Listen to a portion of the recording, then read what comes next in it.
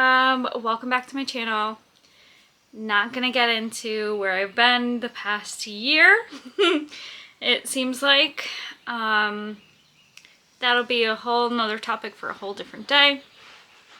I did, however, get a new camera and a new background. I am trying to figure out how to place everything. Kind of nervous for my camera on everything that it's standing on right now. Actually, I'm going to take a picture of it and maybe I can insert it and you can see what you were sitting on at the moment. Slightly nervous, so you know, just playing around. So in today's video, I'm going to talk about books that I have recently read. Well, I wouldn't say recently because I haven't read much this past year, actually. I feel like I've been in a really bad slump since last summer, and it's coming up to summer 2023, so I'm trying to get out of it, don't mind me. But I will talk about some things that I have read. Two books I received for Christmas from my very good friend Kelly. I met Kelly on Haley Hughes's Patreon. She is the sweetest, and we did an exchange on Haley Hughes's Patreon, and Kelly was my Secret Santa, and she did get me 4 books, 2 of which I have read already, 2 that I still have to finish reading. So I'm going to talk about those books first. I'm going to start with Hidden Pictures by Jason Recolleck. This is one that Kelly had gotten for me for the Secret Santa gift exchange, and I was super excited because I heard really good things about this. Super creepy book. I actually flew through this, which was nice, and I did write in it, just so I have it with me forever, and I know that it was kindly gifted to me from Kelly. What I love about this book is the creepy pictures that are in it. This isn't a creepy picture, but it gets creepier. So this follows a woman who is down on her luck, and she gets a job as a nanny, omitting that she... Wait a minute. I just told you 2 different books. I told you 2 different books because this is one I read and then this is one I've read. These are both gifted to me by Kelly, and I think I just switched things in here because these both follow women who become nannies. But I think that one I was just talking about is actually the housewife. So forget that. Why? I think she's just down on her luck, to be honest. The nanny in this one, I think she's just down on her luck. She needs a place to stay. She needs a job.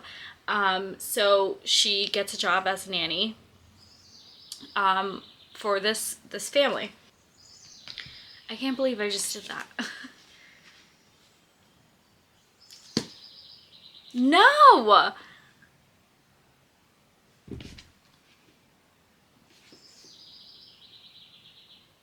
I am so confused. I just confused the 2 of these books.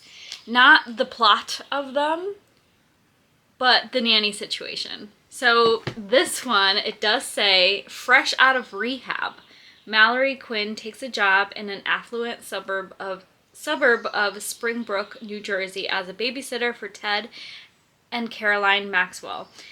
She is to look after their 5-year-old son, Teddy. Mallory immediately loves this new job. She lives in the Maxwell's pool house, goes on nightly runs, and has the stability she craves.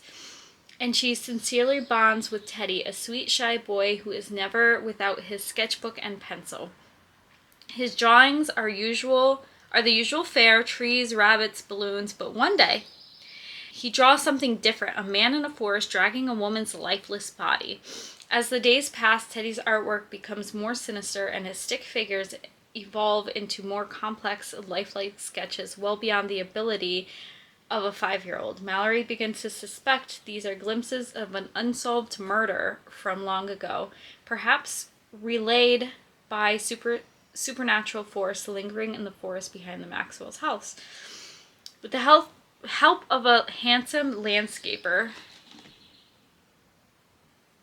Wow, these books are super similar. These books are very similar. And an eccentric neighbor, Mallory sets out to decipher the images and save Teddy while coming to terms with tragedy in her own past before it's too late.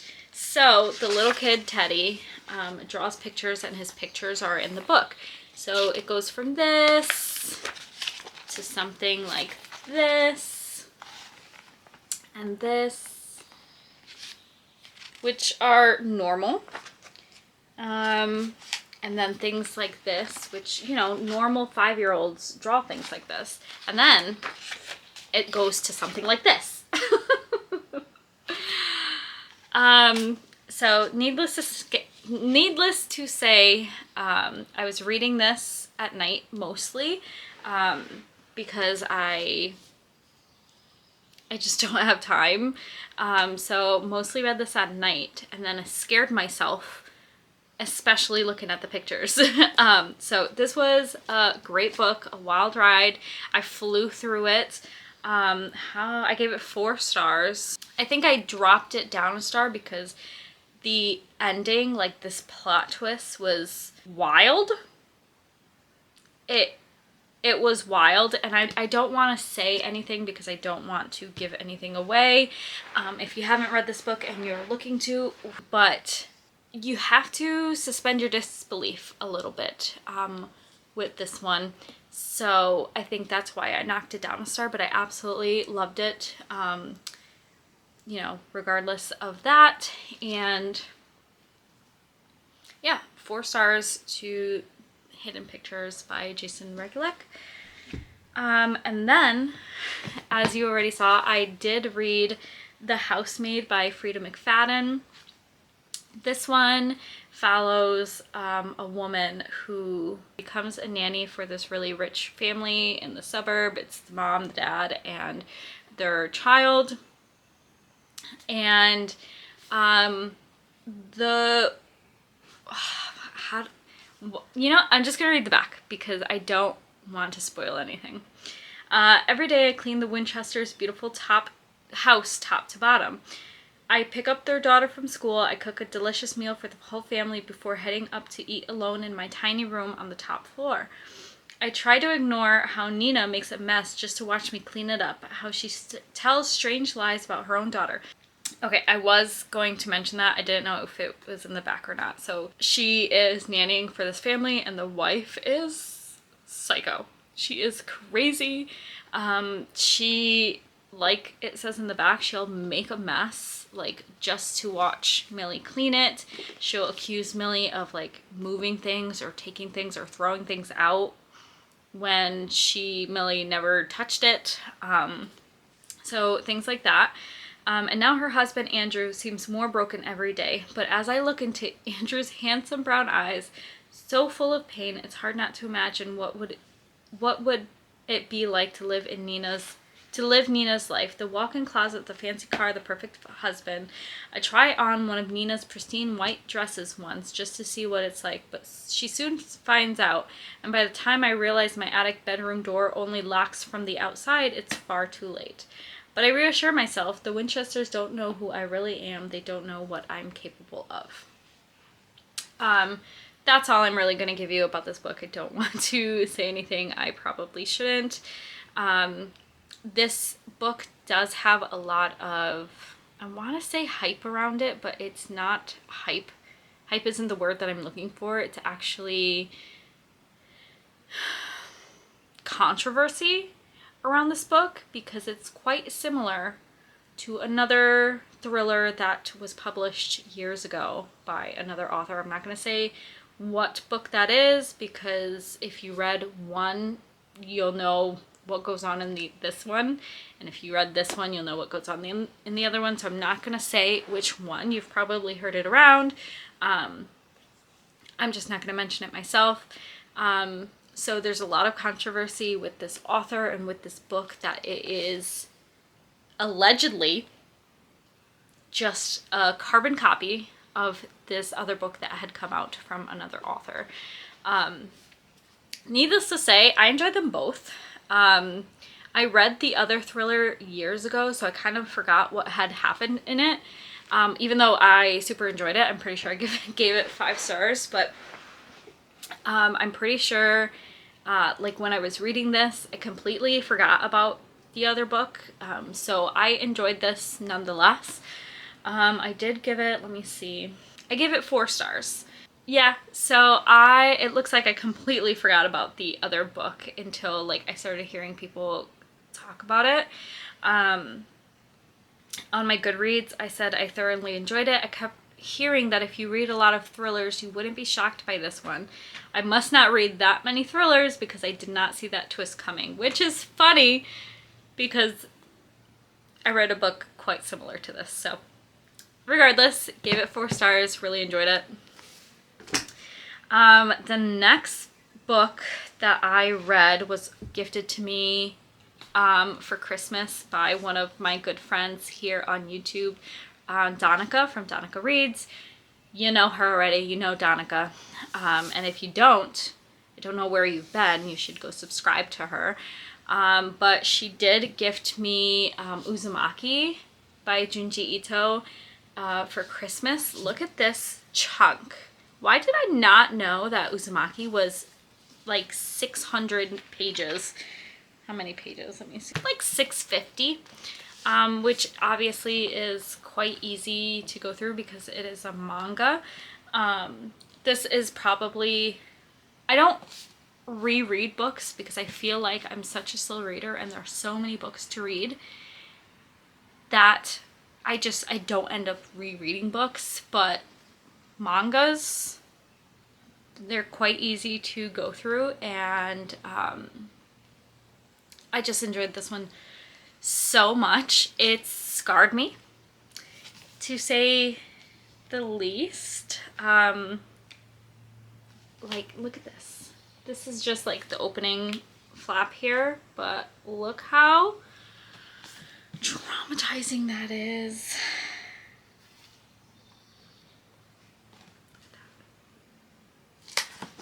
It's a horror manga, spiral into horror, Uzumaki. So it's a horror manga about spirals, about this little town in Japan that is cursed by spirals. And it starts off small, but then the whole town becomes cursed by these spirals. And let me tell you, it freaked me out. It freaked me out. I ended up, after I read this, like noticing spirals in places, and I was like, or even, was it the slugs? Donica, what did she... I kept the little note that comes inside, and she said, prepare never to think of slugs the same. Yeah, that's about right. So this was a fun time. I really enjoyed this. It was my first Junji Ito that I read, and because of that, I went and I picked up another Junji Ito. Oh, Uzumaki, I definitely gave 5 stars. I put 5 freaking spirals. It's been years since I read a manga. I used to read a lot of Inuyasha. Loved Inuyasha. That was my jam when I was young. So it's been a while since I'm not new to manga, but it's been a really long time. This was in fact the most horrifying, this was in fact horrifying. And I was so nervous I was going to start noticing spirals in real life, which I did. This manga has different chapters that focus on certain things. Oh, yes. All in the same town that's cursed by spirals. Chapter 1 and 2 truly set the tone of how maddening this was going to be. I think chapter 1 and 2 were probably my favorite chapters because all the chapters have different, it follows different events that are going on within the town. This manga got weirder and weirder. One thing I'd like to mention is how absolute madness would be ensuing, and I kind of felt like Kiri would be like, I just thought that was funny. Yeah, so the main character, you're following Kiri throughout this whole manga, within these different stories, and like sometimes I did feel like something would happen and she'd be like, normal. Which, yeah, so really enjoyed this one. Gave it 5 spirals. Then I picked up Black Paradox by Junji Ito. Where did I see this? I think it was Ruth on Instagram. I think I saw her pick this up, so then I went and picked it up. It's a much shorter manga, about 200 pages, so flew by this one. Let me see how I rated it. 4 stars. The only thing I wrote in Goodreads, I like to be somewhat descriptive in Goodreads because I like when I'm thinking back on my thoughts about the book, if it's been a while, I like to kind of, you know, write down my feelings. All I wrote for this one was 4 stars. So weird, but so good. Tells me nothing. So this says 4 people intent on. Let me read that again. 4 people intent on themselves meets through a website, Black Paradox. Maruso, a nurse who despairs about the future. I apologize if I'm not pronouncing these names correctly. I truly do apologize. Taburo, a man who is tortured by his doppelganger, Paitan, an engineer with his own robot clone, and Barachi, a woman who agonizes about a birthmark on her face. They wander together in search of the perfect, fatefully opening a door that leads them to a rather bizarre destiny. This manga was absolutely bizarre. Bizarre. Honestly, do I even really understand what happens in this book? I don't really understand what happens in this book. It's kind of confusing. I've noticed that within these 2 Junji Ito books or mangas that I don't really get a clear picture of what happens in the end. But either way, I enjoyed it. It was definitely weird. It was definitely kind of gross. But yeah, I enjoyed it. Gave it 4 stars. Then I don't have the book with me because I let a coworker borrow it. I thought I learned my lesson. I did not. Although I can just ask for it back. I do still work with her, so yeah, I don't have it written down after that one. So the next one was actually a buddy read that I did with Aspen, here from Aspen's archive here on YouTube. You know Aspen. You do. Love her. She is the sweetest little thing ever. Please go watch her videos if you haven't. They are hilarious. She is hilarious and I absolutely love her. We decided to do a book, a buddy read together, and we read The Local Woman Missing. It was on my TBR for the longest time, and I believe on hers as well. So we were like, let's just get this over with. So Local Woman Missing, you're following, who are you following in Local Woman Missing? Is it, you're following multiple POVs, I believe. Okay, so this one says, people don't just disappear without a trace. Shelby Tebow is the first to go missing. Not long after, Meredith Dickey and her 6-year-old daughter Delilah vanish just blocks away from where Shelby was last seen, striking fear into their once peaceful community. Period. Are these incidents connected? After an elusive search that yields more questions than answers, the case eventually goes cold. Now, 11 years later, Delilah shockingly returns. Everyone wants to know what happened to her, but no one is prepared for what they'll find. And that's it. I gave this 3 stars.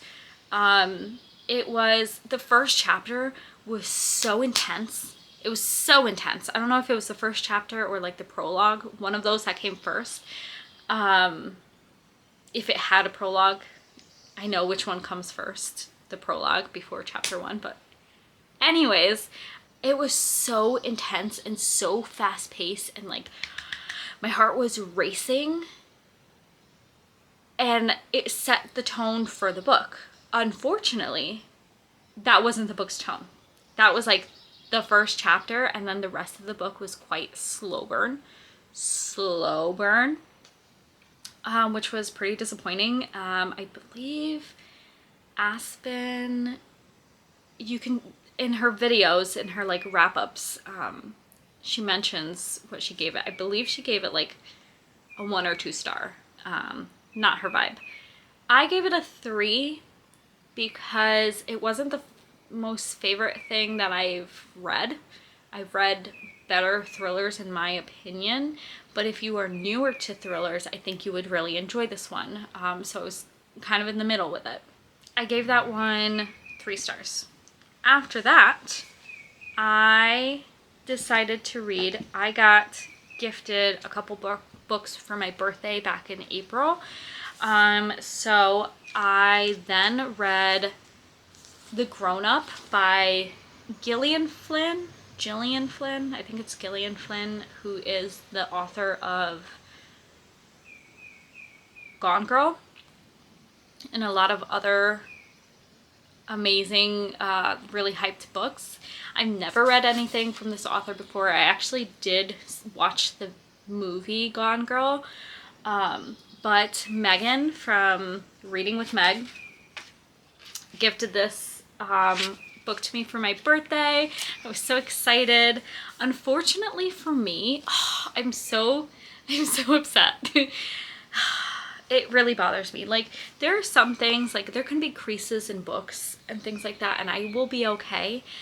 This really bothers me. So I took this with me to my trip to Florida. We had a wedding to go to in Florida for my husband's cousin. She was getting married, and I decided to take this book with me. Unfortunately for me, while this was like in my backpack and I would put other things in my backpack, oh, I can't believe this happened. I'm so upset. It ripped. I don't know what I was doing and what I was shoving in my backpack so hard, but it ripped the top of the dust jacket, and it's really bothering me. So I need to figure out a way to safely, kind of without making a mess on everything else, get that to not look ripped anymore. Anyways, tangent over. Because it bothered me so much, I had to take off the dust jacket while I was reading this, and I don't normally take off dust jackets when I read. But tangent again. So first, Gillian Flynn, it says in the back, you like ghost stories? This was great. This clearly is a little novella, and this was absolutely amazing. I'm pretty sure I gave it 5 stars. For such a small book, it's, how many pages is this? 62. For 62 pages, my heart my anxiety was through the roof in the middle of this book, which you don't take long to get from like beginning, middle, and end. This was crazy. It says a canny young woman is struggling to survive by perpetrating, yep, various levels of mostly harmless fraud. On a rainy April morning, she is reading auras at a spiritual palms when Susan Burke walks in. I laugh at that because then you go and you read the first sentence. I didn't stop giving hand jobs because I wasn't good at it. I stopped giving hand jobs because I was the best at it. The first two sentences. Anyways, on a rainy April morning, she's reading auras at Spiritual Palms when Susan Burke walks in. A keen observer of human behavior, our unnamed narrator. Oh, that's right. She wasn't named. Immediately diagnoses beautiful, rich Susan as an unhappy woman eager to give her lonely life a drama injection. However, when the psychic visits the eerie Victorian home that has been the source of Susan's terror and grief, she realizes she may not have to pretend to believe in ghosts anymore. That's all I'm gonna give you. I'm not gonna give you anything else because it is so short, but this was a fun time. I had a great time with this. The writing was beautiful. It was the first time that I said it for the third time. First time I read any of her books, and I really enjoyed her writing as well. 5 stars, loved it. And then the last book that I have recently read was also gifted to me by none other than Ruth. You know about Ruth. Ruth on Instagram. Her Instagram is What Ruth Reads. And one of the books that she gifted me for my birthday was Petrified Women by Jeremy Ray. This is another novella. Clearly, I'm trying to get myself out of slumps, so I'm reading short things. Yeah, so I do like to keep the little notes that come in with them. So I hear great things about Petrified Women. This is another one that what am I doing here? Disrespecting books like this. Loved this book, or this novella. It was short but very dark and twisty. I also gave this one 5 stars. This one follows a woman and her boyfriend who likes to play pranks on each other, but not like normal pranks. Like you hear someone coming up the stairs, so you decide to jump out and say boo, like I've done to my husband plenty of times. It's silly, it's dumb, it's quick, whatever.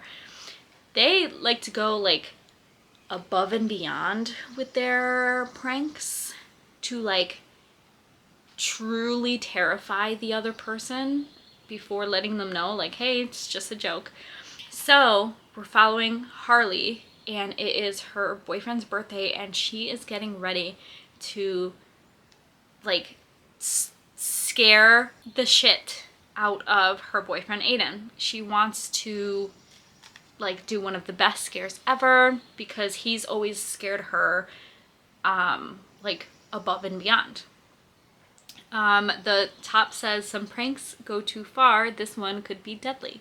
Harley has the perfect boyfriend. Why can't her best friend see that? He's nothing like the others, especially the one who still haunts her memories. She's trigger warnings. Trigger warnings. There are trigger warnings in the beginning of the book. Please read them and see if you can read this book.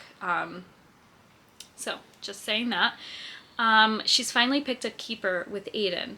Sure, he's a bit eccentric. His wood carving hobby is a little odd, His need for isolation while he carves his life-size female figurines is strange, and maybe his obsession with pranks or scares on Harley goes a little too far, but what do you expect? Aiden's an artist. Harley has finally finally picked the perfect boyfriend. That's why this year Harley goes, why can't I read? Harley ignores all her best friend's warnings. She has the ultimate surprise planned for Aiden's birthday, one that's going to help her get even in their battle to outprank each other. She hides in his apartment, excitedly waiting to pull off the scare of a lifetime. But then he comes home and Harley witnesses a different side of her boyfriend, the side that exists behind closed doors when he doesn't know anyone's watching. Is this just one of his scares, or is there something more sinister lurking behind his playful nature? Harley's about to find out. This was also super amazing. 5 stars, loved it, flew through it, obviously. Really enjoyed it. So those are my recent reads. I'm sorry that this went on for so long. I have to get going now. I have to go to work. So thank you so much to everybody who gifted me these books. Kelly, Donica, Meghin, and Ruth. I truly enjoyed them. And I hope to get out of the slump that I'm in and read again. But those are my recent reads. If you read any of these books, let me know what you thought of them. And yeah, I hope you enjoyed. And have a great day!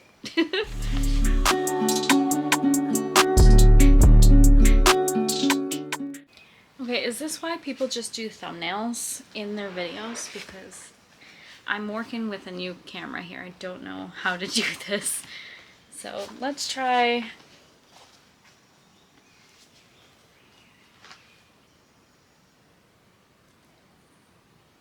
Okay, I think that's it. Bye.